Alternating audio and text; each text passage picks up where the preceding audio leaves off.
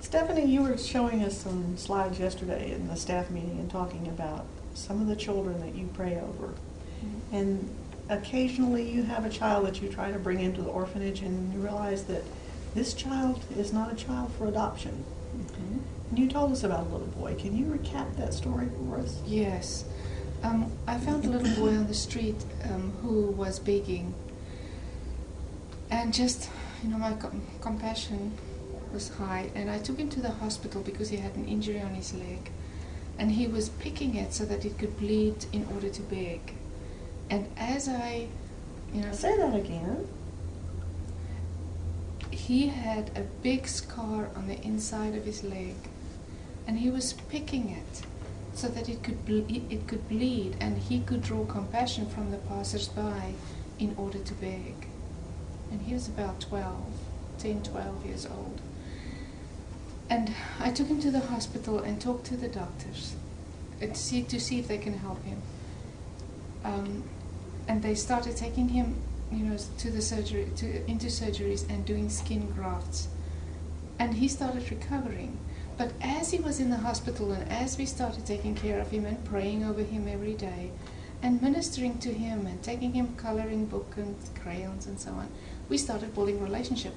This was a different child because he was so exuberant and so bright, and he was he just had this brightness about him, this light about him.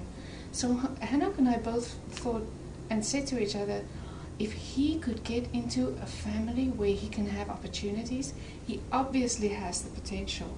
He can do tremendous things. So we, started talking in those terms, and I said to him, how do you feel about putting him in the adoption program? And he said, let's give it a try. So, every situation is different, every case is different, every child's situation is different. And when we pray over them, we sometimes are confused because we don't exactly know immediately, the angel Gabriel doesn't speak to us firsthand, but we do hear the Lord through every case, and this Mamush was one of them. And so we placed him in our adoption program, but we did not get to place him in the orphanage yet because he spent a lot of time in the hospital. And he was naughty, he was active, and he's rebellious because he's a street boy. So we placed him in our adoption program, sent documentation, after doing the research and finding out that he has a mother, but it is a second marriage.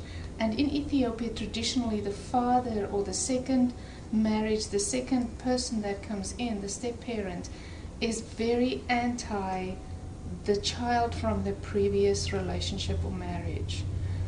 It is a spiritual thing where they do not feel attached, and they feel that the seed of the previous parent is a curse on the current family. It's all tribal things, traditional things. So long story short, we kept on taking care of Mamush, and about 2 weeks into the documentation and the legal part of it, and still taking care of him in the hospital, Hannah and I both started feeling he may not be a child for adoption, because he now started moving out of his bed, he started interacting with other people, and we started seeing the character, his character. And we became increasingly concerned that he may not be a child for a U.S. family.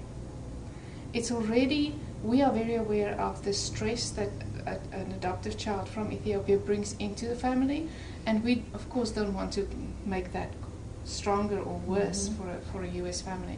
So Hannah and I went straight back to our knees and just asked God to confirm to us if he needs to be in adoption or if he needs to stay in country. And the Lord showed us at different times, confirmed to us that he's not supposed to be adopted. So we took him out of the adoption program, cancelled his documentation, went back to the police, and the police confirmed with us that he will always be a street boy. They have a different level of survival. They are rebellious, and they don't know that. But that's the life they know. So he kept on wanting to go outside and get out of the hospital so that he can get back with his friends. And his friends are other street boys.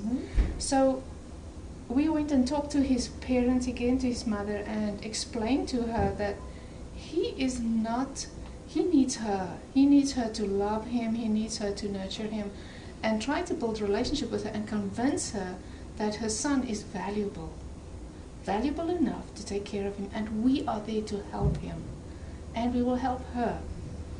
And you know, it comes down to her having to choose between her current marriage or her son. Mm-hmm. And her cutoff point is, if she chooses her marriage, then her son will grow up by the way, and she will still get to see him and have a bond with him outside the home.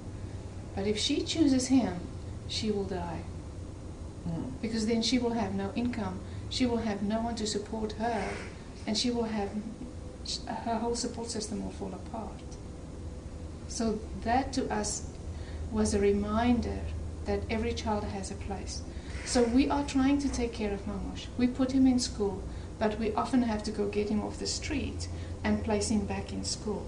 So you know, the adoption program is this little bit of this much that we get to do in Ethiopia and in that region, because the needs around us and the demands around us are constant. Mm-hmm. So the intensities are very different.